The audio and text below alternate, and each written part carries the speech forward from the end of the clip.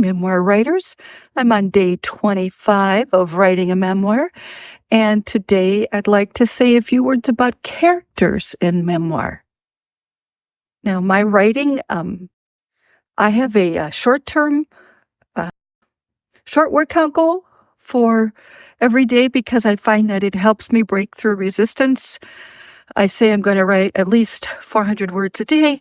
And when I sit down to write, it's very unusual for me not to exceed that. So, um, I was averaging about 800 words a day for the last couple of days.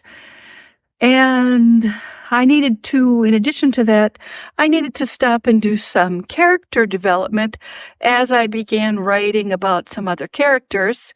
I thought, and you think in a memoir, you know the people. You're not making them up. Why do you have to do character development?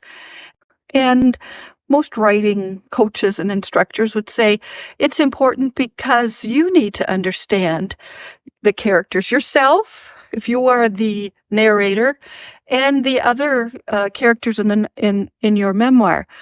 So I made a grid and wrote a lot of the aspects that I needed to understand about the main character, myself, the memoir, and some of the other characters. And the things I needed to know about them were not only physical characteristics, but like what is at stake for them?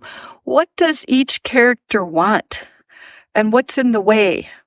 And even though you might not use this information directly, especially for some of your secondary characters, it really helps you write about them even people, if you have somebody in your memoir and that's hard to write about who's done you wrong, if you take the time to look at what their motivations are and what's in their way, it helps you write about them with more. So in addition to physical characteristics, you'll want to capture elements about how people move in space, how they tend to deal with conflict, how do they try to make a difference in the world? What are their values?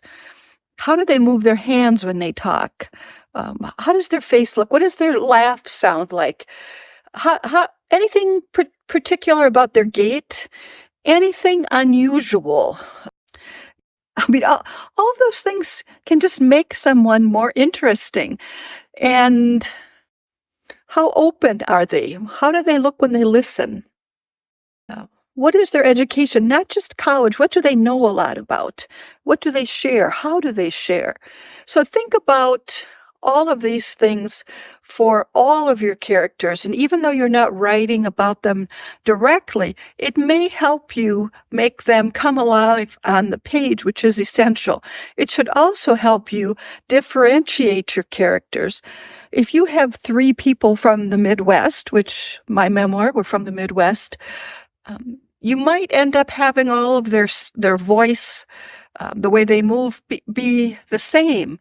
But when you know a character, you know that's not true. So you'll want to take time to identify how these characters are differentiated, not only physically, but how they move, how they respond to things emotionally, and what's important to them, what they seek, and what's in the way. So good luck with your characters as you write your memoir.